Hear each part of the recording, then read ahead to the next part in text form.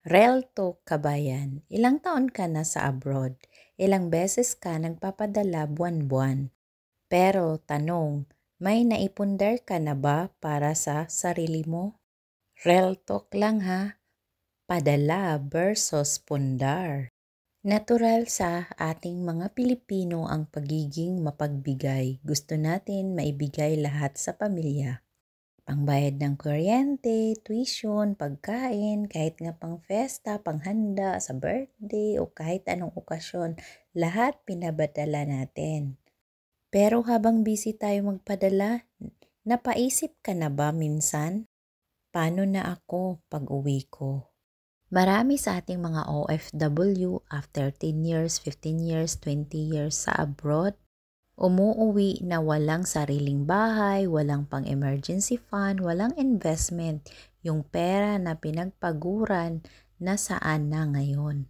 Masakit man aminin, minsan tayo mismo ang dahilan kung bakit walang natitira para sa sarili. Kasi akala natin ang responsibilidad lahat natin ay magpadala. Pero ito ang totoo. Ang padala, gastos. Ang pundar, investment. Yung padala, isang araw lang ubos. Pero yung pundar, pwedeng panghanap buhay. Huwag mong hayaan na masayang ang pawis at pagod mo. Maglaan ka rin para sa future mo. Hindi selfish yan, wise lang. Kabayan, habang may kinikita ka pa, magpundar ka. Magpundar ka sa healthcare, magpundar ka sa investment, magpundar ka para sa sarili mong kinabukasan. Padala para sa ngayon, pundar para bukas. Kung gusto mong matutunan kung paano ka magsimula kahit maliit pa lang ang budget mo, message mo lang ako kasi deserve mo ring maging secure ang future mo.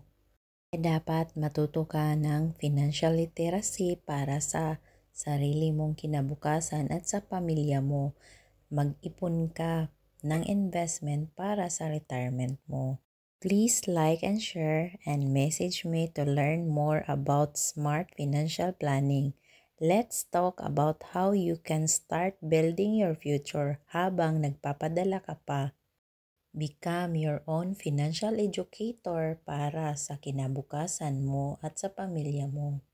Tandaan mo, hindi ka habang buhay na malakas kaya dapat secure your future and secure yourself and your family and your loved ones. Kung mahal mo sila, dapat secure ka.